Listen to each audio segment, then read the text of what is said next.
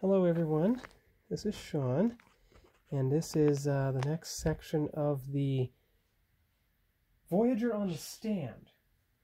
And as you can see, I've just done the nacelles with the white Tamiya primer. Careful, don't want to... There, kinda. You can see the white primer here. And of course I have also just done the secondary hull, the bottom section. The reason I did these parts first is because, with the exception of the fantail, these are the parts that need paint masking first once the primer's dry to do these grid line sections. They all have grid line sections. This one does. The nacelles also do, as you can see here. See?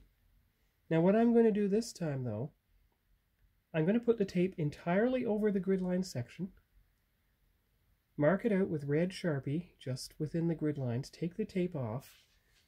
Put the tape on here, because I've already marked out the sections. And just go from there. Now I know you don't have anything for the nacelles, but you can put the nacelle stuff down here.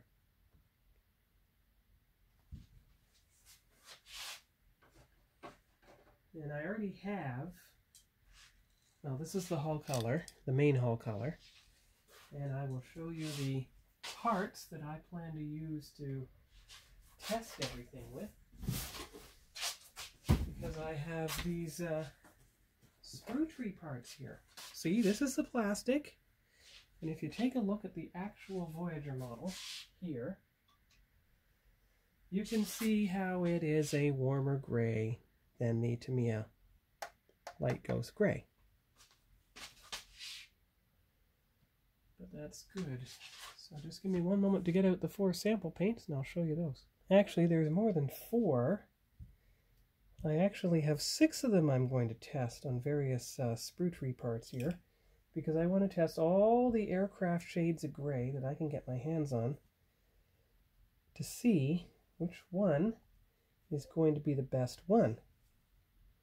And I have enough spare sprue tree parts to do that. So, from left to right you have AS2 light gray, which if you look at the color of the part, it's somewhat close. The part's a bit bluer. Light gray, which is brownish. AS18 light gray IJA versus IJN, which is almost identical to what the plastic is. So that's a possibility. Dark ghost gray to go with the light ghost gray of the hull.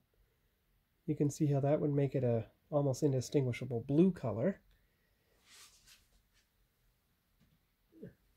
Then you have gray-green, and you have medium sea gray, which is almost going to be an equivalent for the Tamiya haze gray, which I'm almost out of. So it will probably be one of these 4, and probably either this one. That's probably like a very slight grayish green. But I'm going to test them all 6. And we'll see which one works best. Especially since this one is so close to that one already. So that's about all for now for the stand Voyager. I have saved the parts. That's the shuttle bay part. That's the front hull deflector. That's even the spare landing leg. I'm not going to use them on this. I'll save them for the other one. There is the stand. Here's the bottom of the primary hull, so it has to be primed as well, and then those parts have to be changed, colored. This time I'm going to paint the phasers by hand. I may or may not color this section this time. I'd have to take a closer look at the filming miniature. I will paint this by hand.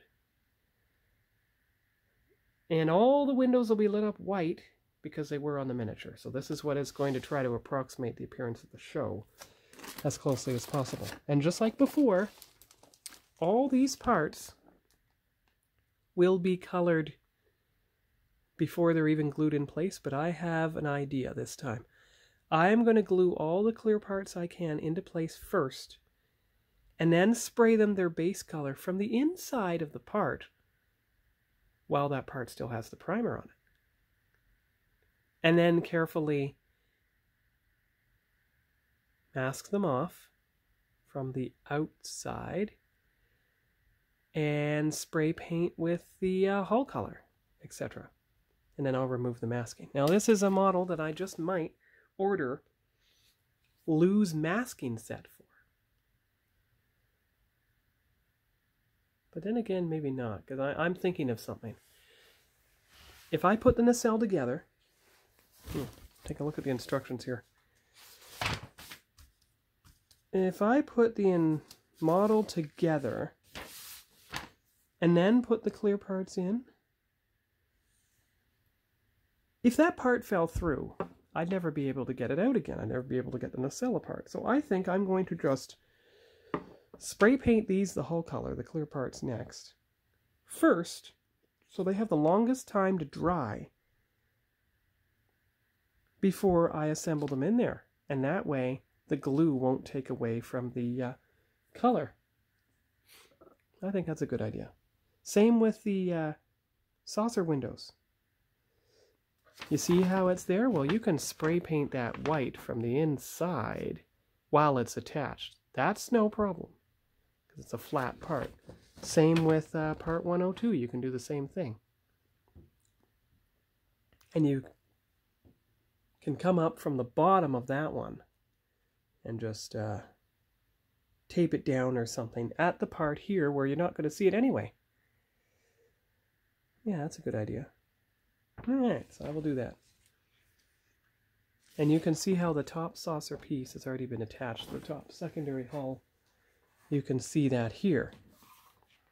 And not only the top secondary hull, but I attached the spine piece, and this time I managed to get the hook into where it should be. You can see that there. So that'll work. So that when I spray paint this part, you just use the grippers in between there, see? And you can spray paint it that way, because you've got to spray the white right in there on that window before you assemble the hull. Yeah. Right, so I'm just going to leave everything here to dry. Leave the paints out for the paint testing. And we'll see you here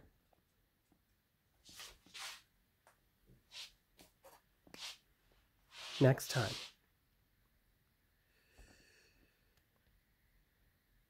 Bye-bye.